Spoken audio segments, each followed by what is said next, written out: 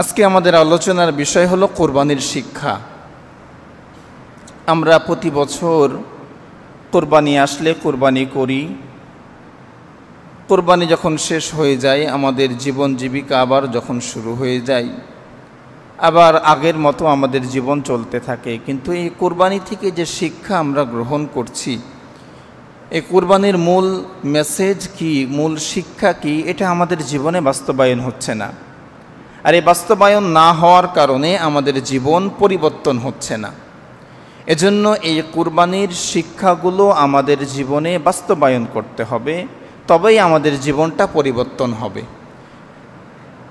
এজন্য আমরা সকলেই নিয়াত করব যে আল্লাহ রাব্বুল আলামিন যে কথাগুলো শুনব, এই কথাগুলোর পরে যেন আমাদেরকে আমল করার তৌফিক দান করেন। বলছি আমিন। আমরা আজকে কোরবানির মোট 13টি শিক্ষা সম্পর্কে আলোচনা করব ইনশাআল্লাহ।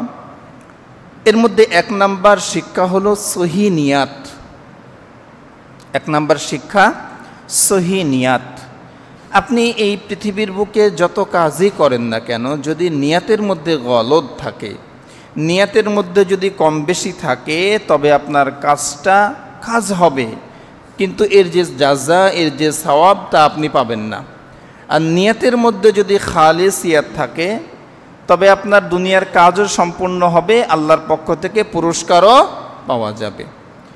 এজন্য আল্লাহ রাব্বুল আলামিন পবিত্র কোরআনুল কারীমের 6 নম্বর সূরা আনআমের 162 নম্বর আয়াতে বলছেন, কুল ইন্না সালাতি ওয়া নুসুকি ওয়া মাহইয়ায়া ওয়া মামাতি লিল্লাহি রাব্বিল আলামিন।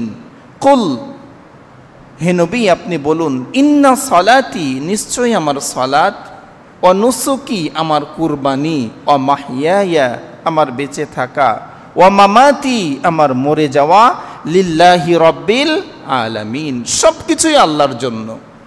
দুনিয়াতে আমরা যা করছি এই সব কিছু কার জন্য? আল্লাহর জন্য।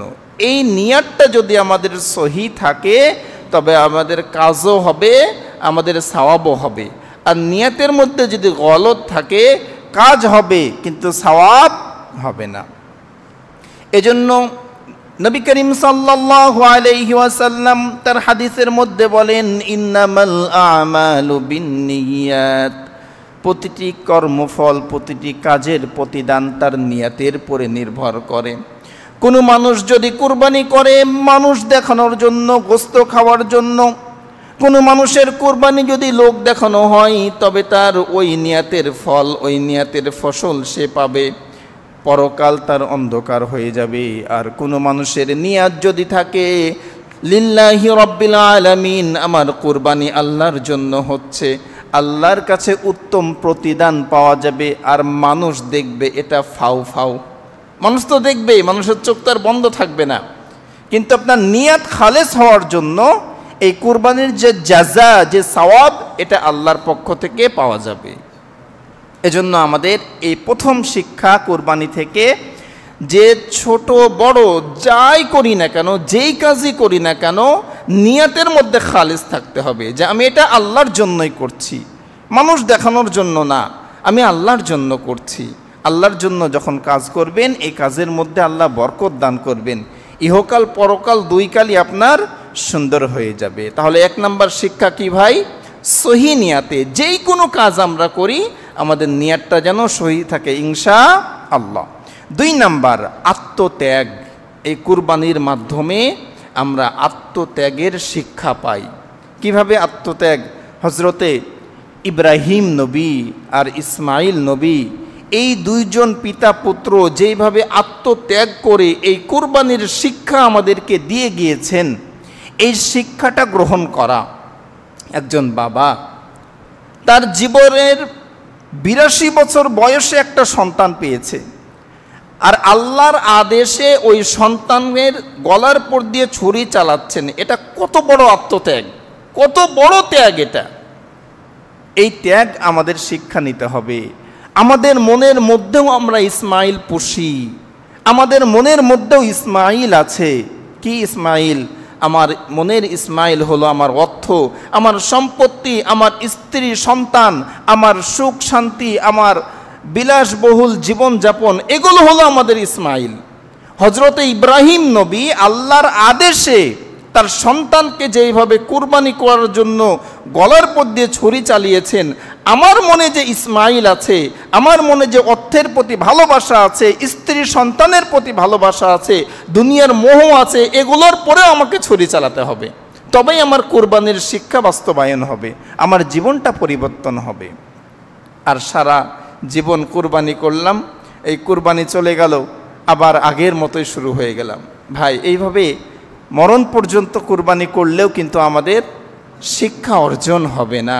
কুরবানির পশুর সঙ্গে, কুরবানির পশুর রক্ত যখন শরীর থেকে নির্বাহিত হয়ে যায়, গড়ে গড়ে পড়ে, এই রক্তের সঙ্গে আমার মনের যত খাহিসাত আছে, খারাফিয়াত আছে, এগুলোকেও বের করে দিতে হবে, আমার মনকেও ফ্রেশ করে দিতে হবে, তবেই আমার কুরবানির শিক্ষা অর্জন হবে।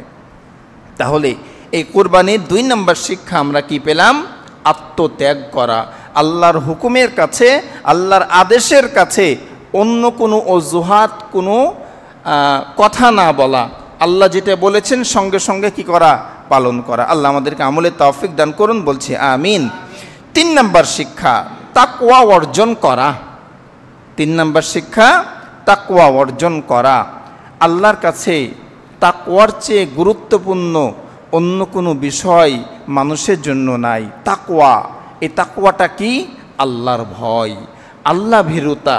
আল্লাহ ভীরুতা এমন একটি বিষয়, আল্লাহর ভয় যদি আপনার মনের মধ্যে থাকে, আপনাকে বাড়িয়ে পিটে মেরে জেলখানায় ঢুকিয়ে আপনার জীবন নাশ করেও আল্লাহর হুকুম থেকে এক চুল কেউ নড়াতে পারবে না।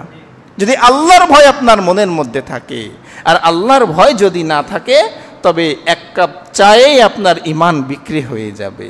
এটা বাস্তবতা ভাই। এজন্য এই তাকওয়ার শিক্ষা অর্জন করা।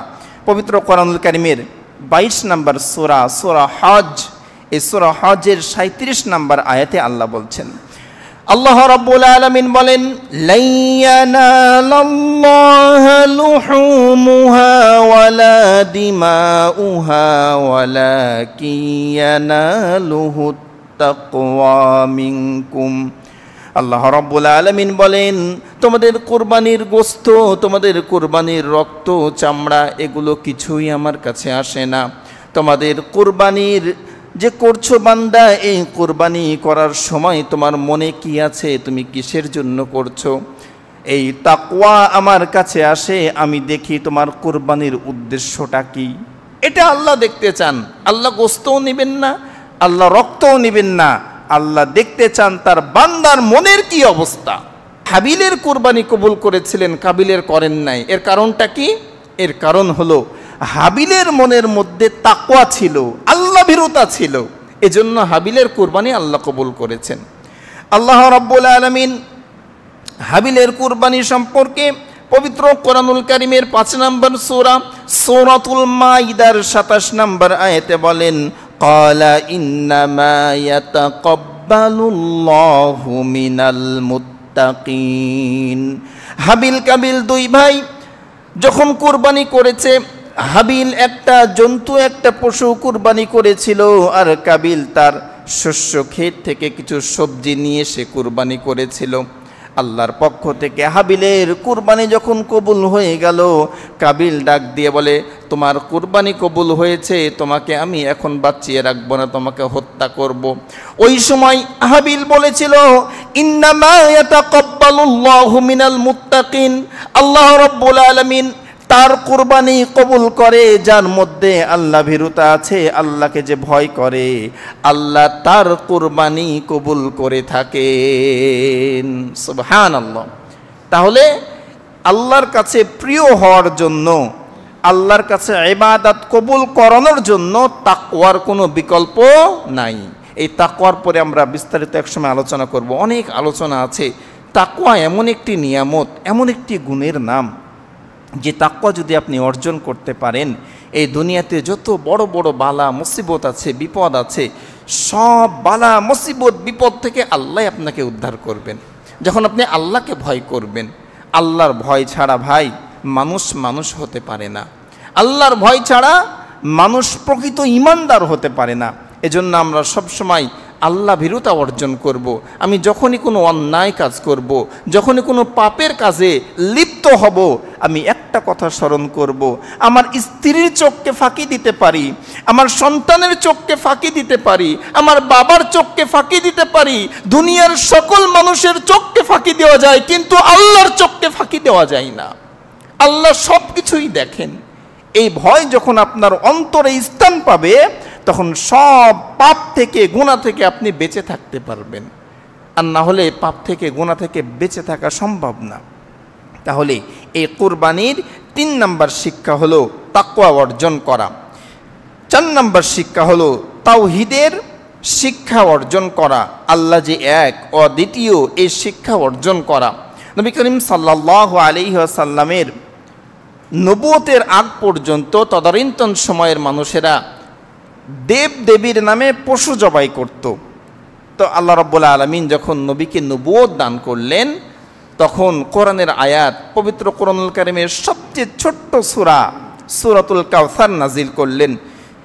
108 নম্বর সূরা, এই সূরা কাউসারের 2 নম্বর আয়াতে আল্লাহ বলছেন, ফাসাল্লি লিরাব্বিকা ওয়ানহার, ফাসাল্লি লিরাব্বিকা ওয়ানহার, যে আল্লাহর নামে তুমি সালাত নামাজ আদায় করো এবং ওয়ানহার, আল্লাহর নামে কুরবানি করো। তাহলে পশু জবাইয়ের সময় আল্লাহর নাম নেওয়া, আল্লাহর বড়ত্ব, আল্লাহর তাওহীদের শিক্ষা দেওয়া। আরেকটা শিক্ষা, জিলহজ মাসের 9 তারিখ ফজর থেকে 13 তারিখ আসর পর্যন্ত এই যে তাকবীরে তাশরিক আমরা পড়েছিলাম, আল্লাহু আকবার আল্লাহু আকবার, পড়ুন সবাই, আল্লাহু আকবার আল্লাহু আকবার, লা ইলাহা ইল্লাল্লাহু আল্লাহু আকবার আল্লাহু আকবার ওয়ালিল্লাহিল হামদ। এর মাধ্যমে আল্লাহর তাওহীদের ঘোষণা দেওয়া। এই যে তাওহীদ, আল্লাহর একত্ববাদের পরে ঘোষণা দেওয়া, নিজেকে অটুট রাখা, নিজেকে ইস্তেকামাত রাখা, এটা এই কুরবানি থেকে আমরা শিক্ষা পাই। তাহলে 4 নম্বর শিক্ষা আমাদের জন্য তাওহীদের শিক্ষা অর্জন করা। 5 নম্বর শিক্ষা হলো আত্মসমর্পণ করা। 5 নম্বর শিক্ষা কি ভাই? আত্মসমর্পণ করা। যেমনিভাবে পিতা পুত্র হযরত ইব্রাহিম এবং ইসমাঈল আলাইহিস সালাতু ওয়াস সালাম আত্মসমর্পণ করেছিলেন।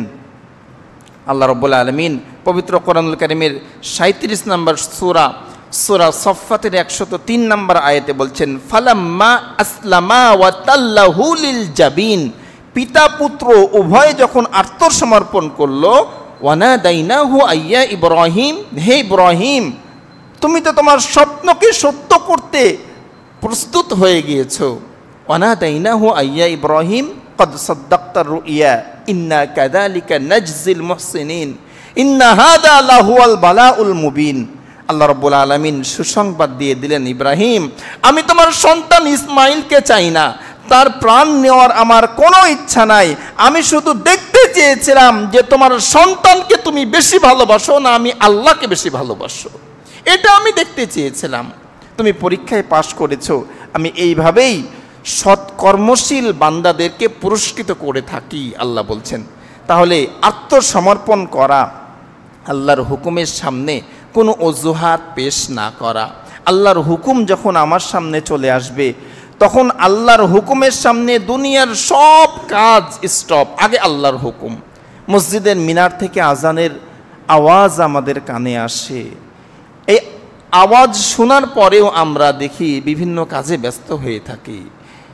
আল্লাহ রাব্বুল আলামিন এই মুয়াজ্জিনের কণ্ঠ দিয়ে আমাদেরকে ডাকতে থাকেন, হাইয়া আলাস সালাহ, নামাজের দিকে আসো, হাইয়া আলাল ফালাহ, কল্যাণের দিকে আসো। ডাকে মুয়াজ্জিন, কিন্তু এই মুয়াজ্জিনের কণ্ঠের মাধ্যমে আল্লাহ আমাদেরকে ডাকেন যে নামাজের দিকে আসো, তোমরা কামিয়াবির দিকে আসো। আর আমরা কি করি? আমরা কত বড় নিমুখারাম আল্লাহর বান্দা যে আল্লাহ আমাকে ডাকছে আর আমরা অন্যদিকে মুখ ঘুরিয়ে চলে যাই। আল্লাহ যদি একবার ধরে বসে, একবার যদি বলে, বান্দা আমি তোমাকে ডেকেছিলাম নামাজের জন্য, তুমি তো আসো নাই, কি উত্তর দিব ভাই? কি উত্তরটা থাকবে আমাদের বলেন? এজন্য আল্লাহর হুকুমের সামনে আত্মসমর্পণ করা, কোনো রকম অজুহাত পেশ না করা। আল্লাহ যখন যেটা বলবেন কোনো অজুহাত পেশ না করে সারেন্ডার হওয়া, এটা হলো কোরবানির আরেকটা শিক্ষা। এবং শুধু কোরবানির শিক্ষা না, মুসলিম জাতির পিতা হজরত ইব্রাহিম নবীর শিক্ষা, ওনার পুরো জীবনটা পরীক্ষা। আল্লাহ যখন যেই পরীক্ষা করেছেন তখন সেই পরীক্ষাতেই উনি পাশ করেছেন। তো উনার সন্তান হয়ে আমরা কেন ফেল করব? আমার বাবা যে মুসলিম, আমরা সেই মুসলিম জাতির পিতা, আমার বাবা যদি পাশ করেন পরীক্ষায়, প্রত্যেকটি পরীক্ষায়, আমরা কেন ফেল করব? আমাদের দ্বারা কেন নামাজ কাজা হবে? আমরা কেন হারাম খাবো? আমরা কেন আল্লাহর হুকুম পালন করব না? এই শিক্ষাটা গ্রহণ করব ইনশাআল্লাহ। 6 নম্বর শিক্ষা, প্রিয় বস্তু আল্লাহর জন্য উৎসর্গ করা। প্রিয় বস্তু আল্লাহর জন্য উৎসর্গ করা।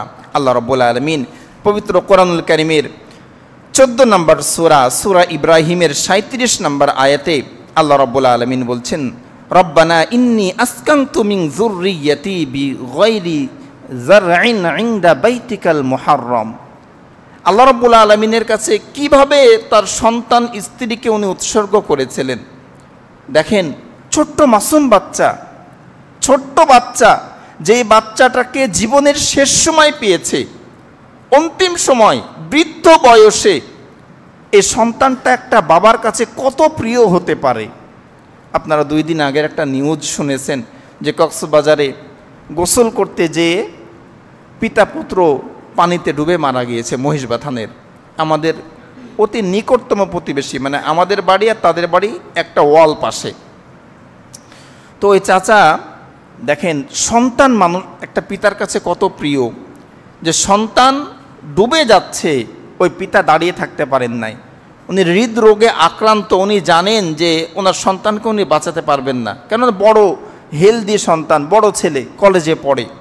উনি জানেন যে ওনার সন্তানকে উনি বাঁচাতে পারবেন না, কিন্তু বাবা স্থির থাকতে পারেন নাই, সন্তানকে বাঁচানোর জন্য পানিতে ঝাঁপ দিয়েছেন। বাবা ছেলে দুইজনই শহীদ হয়ে গেল। তাহলে একটা বাবার তার সন্তানের প্রতি কি দরদ, কি ভালোবাসা। আর এই সন্তানটা যদি জীবনের শেষ সময় পাওয়া যায়, এই সন্তানের ভালোবাসা কতটুকু হতে পারে, কত ভালোবাসা হতে পারে। কিন্তু আল্লাহর পক্ষ থেকে যখনই আদেশ চলে আসলো, ইব্রাহিম তোমার সন্তানকে তোমার কাছে রাখতে পারবা না, যাও তোমার সন্তানকে কাবার পাশে রেখে আসো। হযরত ইব্রাহিম আলাইহিস সালাতু ওয়াস সালাম কলিজার টুকরা ইসমাইল স্ত্রী হাজারকে নিয়ে ওনার বাড়ি সিরিয়া থেকে 200 কিলোমিটার দূরে মক্কা নগরীতে কাবার পাশে যখন রেখে চলে আসছেন, আল্লাহর কাছে দোয়া করলেন, রব্বানা ইন্নী আসকানতু মিন যুররিয়্যাতি বিগাইরি যারইন ইনদা বাইতিকাল মুহাররম। হে আমার রব, হে আমার প্রতিপালক, তোমার হুকুমে আমার সন্তান, আমার স্ত্রীকে তোমার ঘর বাইতুল্লাহর পাশে রেখে আসলাম। হে আমার রব, হে আমার মালিক, তুমি কিন্তু আমার সন্তান, আমার স্ত্রীর রিজিকের ব্যবস্থা করো, তাদেরকে নামাজ কায়েমকারী বানিও, দুনিয়ার সকল মানুষের প্রতি তাদের জন্য ভালোবাসা তৈরি করে দিও। হে আমার রব, তাদেরকে নামাজ কায়েমকারী বানিও, তাদের আহারের, তাদের পানির ব্যবস্থা করো, খাবারের ব্যবস্থা করো, আর দুনিয়ার সকল মানুষ যেন তাদেরকে ভালোবাসে, সকল মানুষের মনে তাদের জন্য ভালোবাসা পয়দা করে দিও। দোয়া করলেন। আল্লাহ রাব্বুল আলামিন হযরতে জিব্রাইল ফেরেশতাকে বললেন, জিব্রাইল যাও আমার বন্ধুকে বলো, সে যদি আমার পরে তাওয়াক্কুল করে, ভরসা করে তার সন্তানকে রেখে যায়, আমি আল্লাহ তাদের জন্য যথেষ্ট। বলেন সুবহানাল্লাহ। আজকে আমরাও যদি আল্লাহর পরে ভরসা করে, তাওয়াক্কুল করে নিজের প্রিয় বস্তু আল্লাহর রাস্তায় দান করতে পারি, আল্লাহ আজও আমার জন্য সাহায্য করার জন্য প্রস্তুত আছেন। আল্লাহর শক্তি কমে যায় নাই, আল্লাহর ক্ষমতা কমে যায় নাই। ইব্রাহিম নবীর মতো আজও আল্লাহর ক্ষমতা আছে।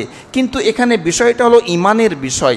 ইব্রাহিম নবী আল্লাহর পরে যে পরিমাণ ইমান নিয়ে রেখে গিয়েছিলেন, ওই পরিমাণ ইমান নিয়ে আমরাও যদি কাজ করি, ইব্রাহিম নবী আল্লাহর থেকে যে পরিমাণ সাহায্য পেয়েছেন আমরাও পাবো। আর আমাদের ইমানের মধ্যে যদি দুর্বলতা থাকে, কমতি থাকে, আমার কাছে সাহায্য কম আসবে। একটা কথা খুব মনোযোগ দিয়ে শুনবেন, আল্লাহর পক্ষ থেকে সাহায্য আপনি সেই পরিমাণ পাবেন, আল্লাহর পরে আপনার যতটুকু তাওয়াক্কুল আছে, ভরসা আছে, ততটুকু পাবেন। যতটুকু ভরসা আল্লাহর পরে যদি আপনার অগাধ ভরসা থাকে, বিশ্বাস থাকে যে আমি এই বিপদে পড়েছি, আল্লাহর কাছে চাইলেই আল্লাহ উদ্ধার করবেন, যত বেশি, যত বড় ভরসা থাকবে আল্লাহর সাহায্য তত বেশি পাবেন। আর যদি ভরসা কম থাকে যে আল্লাহ কি পারবে এত বড় বিপদ থেকে উদ্ধার করতে, তাহলে আল্লাহর সাহায্যটা অতটুকুই আপনি পাবেন। এজন্য আল্লাহর পরে তাওয়াক্কুল, ভরসা এবং প্রিয় বস্তু আল্লাহর রাস্তায় বিলিয়ে দেওয়া, এটা 6 নম্বর শিক্ষা। 7 নম্বর শিক্ষা আমরা অর্জন, আল্লাহর হুকুম পালন করতে যে কোনো রকম দুর্বলতা যেন আমাকে গ্রাস করতে না পারে। আল্লাহর যখন যেই হুকুম আমার জন্য আছে তখন সেই হুকুম আমরা পালন করব।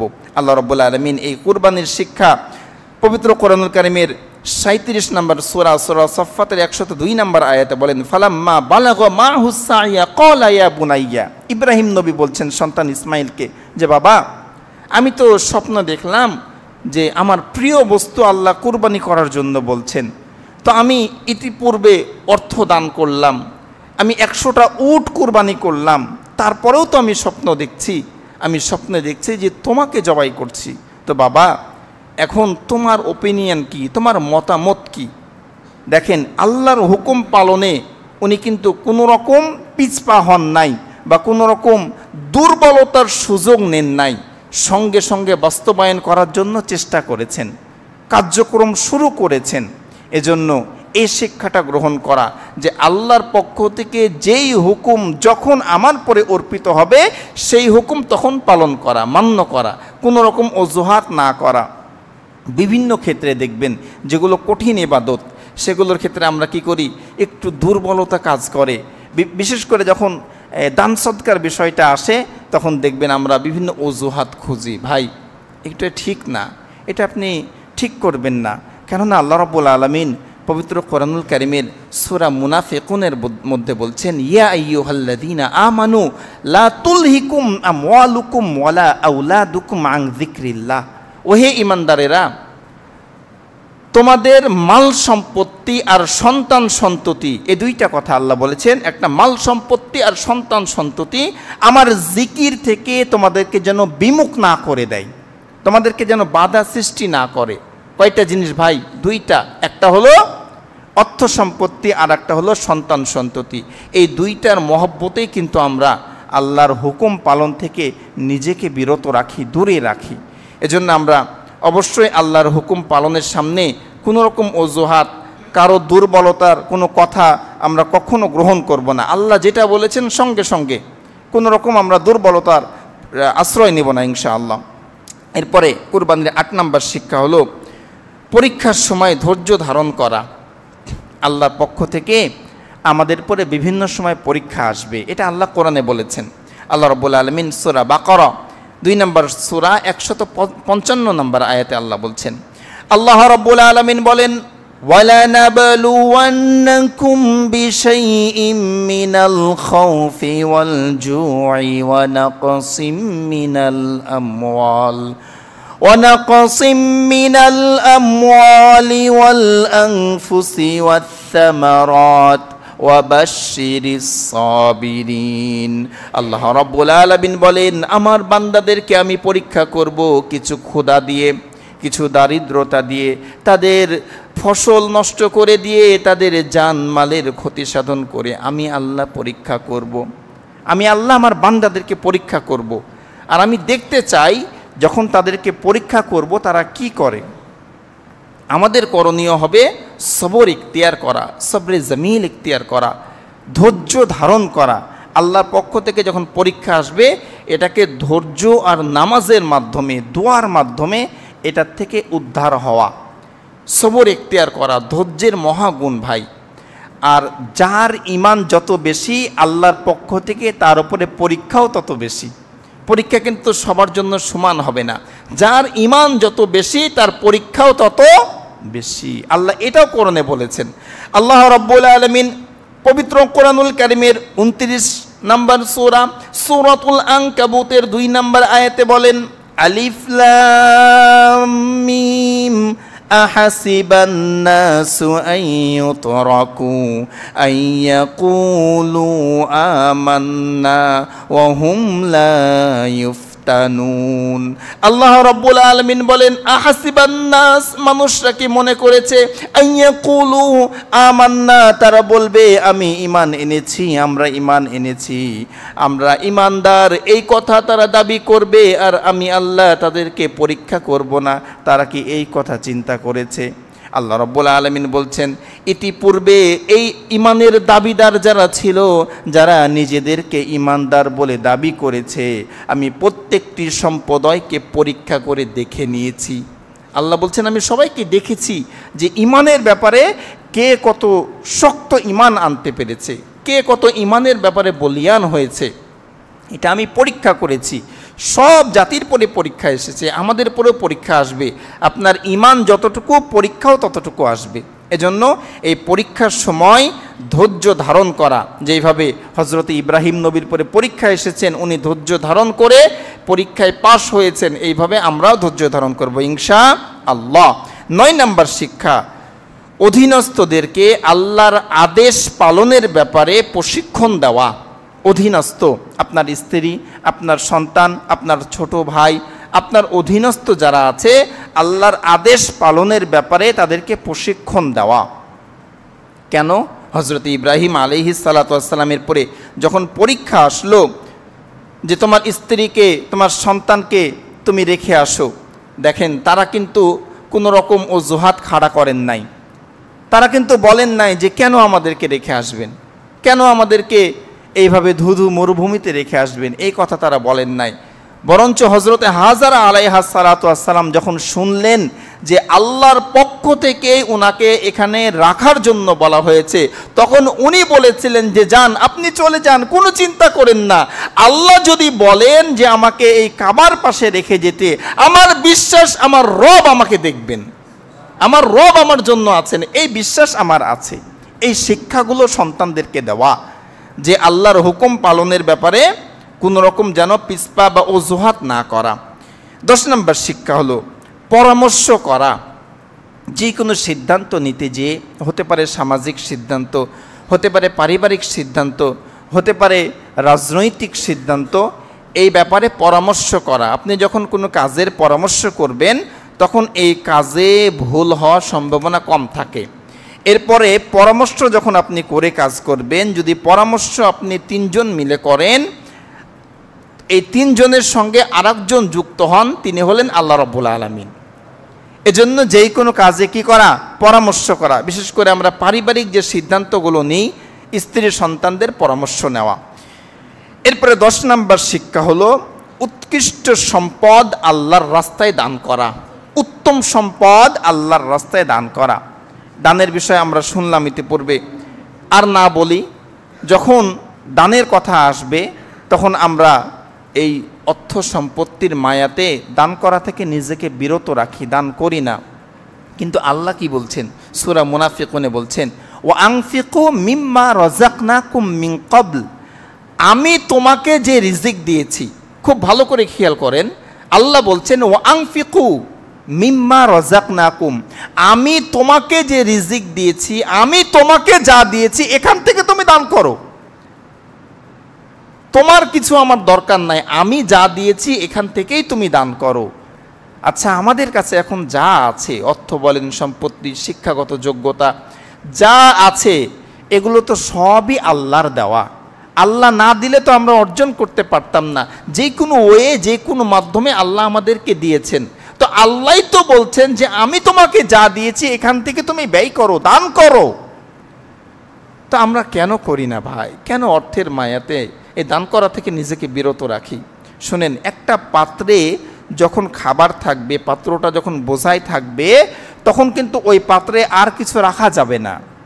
ওই পাত্রটা যখন খালি হয়ে যাবে, ফাঁকা হয়ে যাবে, তখন আপনি কোনো বস্তু ওর মধ্যে রাখতে পারবেন। এই অর্থ সম্পত্তিও তাই। আপনার বাড়িতে গচ্ছিত করে রাখবেন, ওই জায়গাতে আর সম্পত্তি আসবে না, অর্থ আসবে না। যখন আপনি খালি করে দিবেন, আল্লাহর পক্ষ থেকে এর চেয়ে 10 গুণ বেশি আল্লাহ আপনাকে দান করবেন। আল্লাহ কোরআনে বলেছেন এ কথা, যে তুমি 1 টাকা দান করো, আমি তোমাকে এর 10 গুণ বৃদ্ধি করে দিব। এজন্য এই দানের ব্যাপারে উৎকৃষ্ট, যেটা উত্তম, ভালো, সেটা আমরা অবশ্যই করব। দানের ব্যাপারে কেউ পিছপা হব না ইনশাআল্লাহ। 12 নম্বর শিক্ষা, আল্লাহর আদেশ পালনে কোনো রকম অজুহাত করব না। হযরত ইব্রাহিম নবী আল্লাহ যখন স্বপ্ন দেখালেন, উনি বলতে পারতেন বা ভাবতে পারতেন যে এটা তো স্বপ্ন, এটা আমি না করি, যেহেতু স্বপ্ন, আল্লাহ তো ডাইরেক্ট আমাকে আদেশ করেন নাই। কোনো অজুহাত উনি খাড়া করতে পারতেন, আমরা যেভাবে করি। উনি কিন্তু কোনো অজুহাত খাড়া করেন নাই। আল্লাহ হুকুম করেছেন, সঙ্গে সঙ্গে উনি বাস্তবায়ন করার কার্যক্রম শুরু করে দিয়েছেন। এজন্য কোনো অজুহাত না করা। সর্বশেষ 13 নম্বর শিক্ষা, সেটি হলো আনন্দ, দুঃখ, কষ্ট এটা সমাজের সবার মাঝে ভাগ করে নেওয়া। এই যে কুরবানির গোশত যখন আমাদের ঘরে আসলো, কেউ কি এমন আছেন যে একাই সব খেয়েছেন, ফ্রিজ ভর্তি করেছেন? একজন বলেন তো হুজুর যে আমি কাউকে দিই নাই, এমন কি আছেন? কেউ কিন্তু এরকম নাই। সবাই কি করেছি? 3 ভাগে ভাগ করেছি। গরিব মিসকিনকে দিয়েছি, আত্মীয় স্বজনকে দিয়েছি এবং নিজে খেয়েছি। এই শিক্ষাটা সারা বছর নিজের মধ্যে রাখা, যে আমার বাড়িতে ভালো খাবার হচ্ছে, আমার বাড়িতে গোশত রান্না হচ্ছে, আমার বাড়ির আমার সন্তানেরা ভালো খাবার খাচ্ছে, আমার প্রতিবেশী গরিবটা খেতে পারছে না, তার বাড়িতে খাবার নাই, আমি কি করে ভালো খাবার খাই? আমি কি করে খাই? আমার কিভাবে ঢুকে এটা?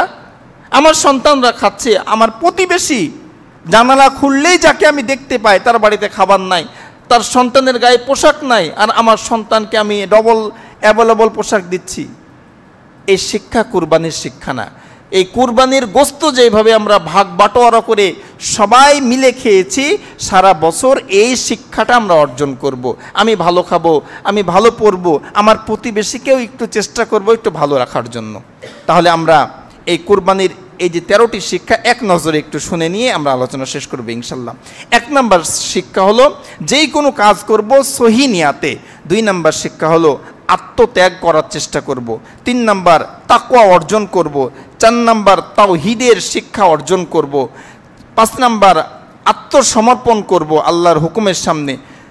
6 নম্বর প্রিয় বস্তু আল্লাহর জন্য উৎসর্গ করে দেব। 7 নম্বর আল্লাহর হুকুমের সামনে সবসময় আমার মস্তককে নত করে দেব, কোনো রকম অজুহাত করব না। 8 নম্বর আল্লাহর পক্ষ থেকে যখন পরীক্ষা আসবে তখন ধৈর্য ধারণ করে দোয়ার মাধ্যমে এই পরীক্ষা থেকে উত্তীর্ণ হব।